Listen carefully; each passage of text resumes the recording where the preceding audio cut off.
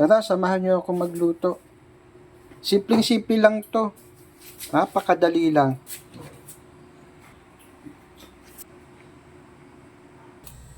Kaya napainit ko na yung kawali. Lagyan ko siya ng mantika.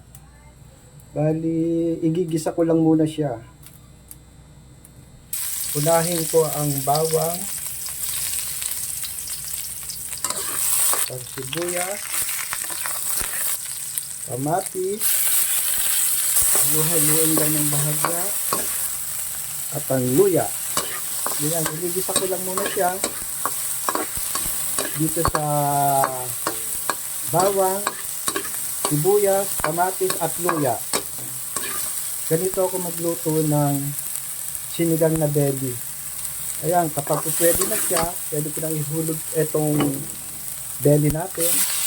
Yung tilapia natin kaya ko na siya ilalagay.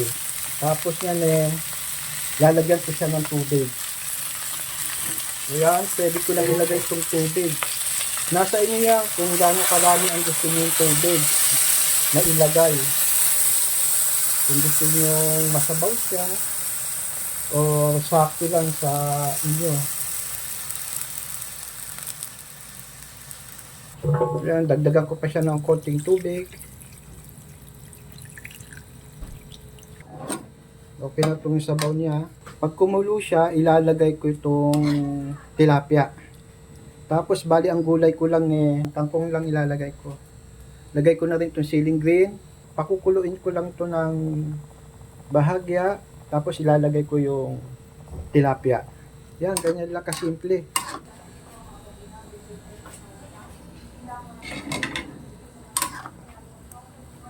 Ayan. Pwede ko na rin ilagay itong tilapia. Kakamada ko lang. Maliliit lang na tilapia ito. Ibaba ko lang yan.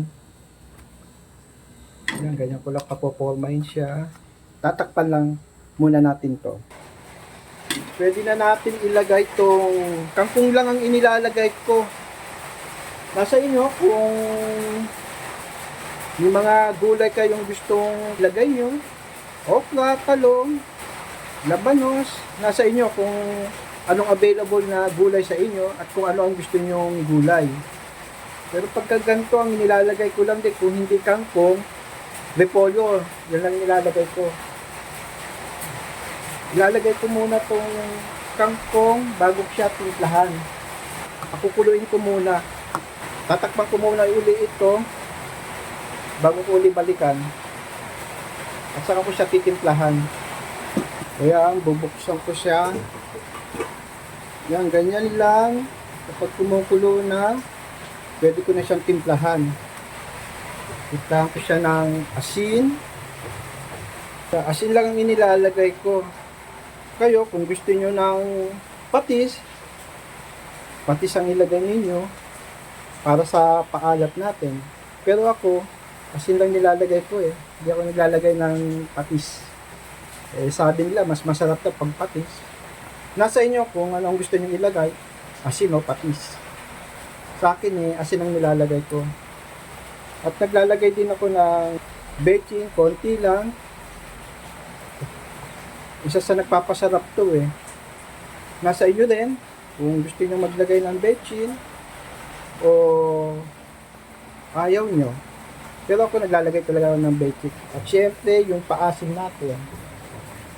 Ito, eksakto lang itong paasim na ilalagay ko dito, yung small lang. Dahil hindi naman gano'ng marami ang sabaw natin Eksakto lang itong paasim na ito.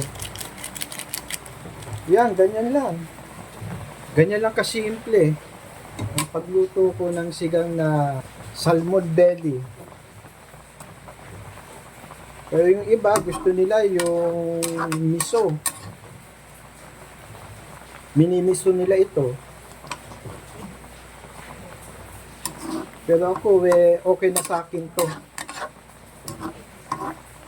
Itong sigang na ito. Yan ganyan lang kasimple magluto. Mabilisan lang ito.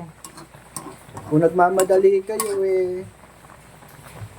makamada lang ang mga mga sahog natin. Sandaling-sandali lang, luto rin kagad. Hindi naman gano'n niluluto itong salmon belly. Ganun din ang tilapia isda. Ito yung mga mabilisan luto. Simpleng luto lang. Hinaan ko na lang yung apoy. Tapos luto na yan. Yan, ganyan lang yun. Kasimpleng magluto ng sinigang na belly. Sinamahan ko lang ng tilapia. Yan, gisa lang. Simpleng gisa lang. Yung natural lang. Importante din yung luya. Yung luya kasi nagpapabango ng ano natin yan ng niluluto natin. Nagpapaalis din ng amoy ng lansa.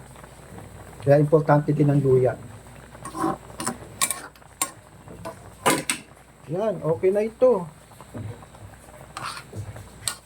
Titikman ko lang. Pero hindi kasi gaano ako naglagay ng maraming sabaw. Tama-tama ito, maulan ngayon. Habang nagluluto ako, lakas ng ulan.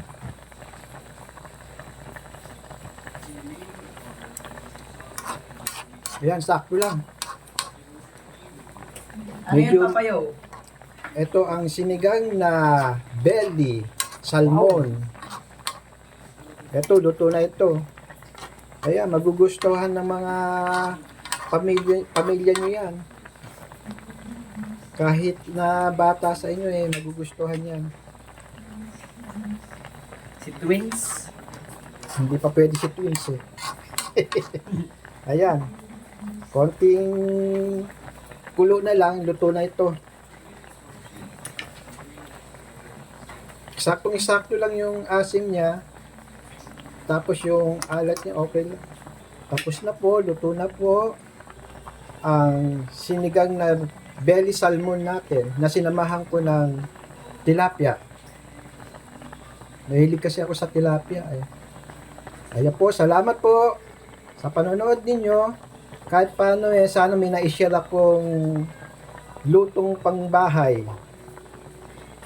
Maraming salamat po. Pwede po sanang palike, share nyo na rin po at subscribe. Maraming salamat po.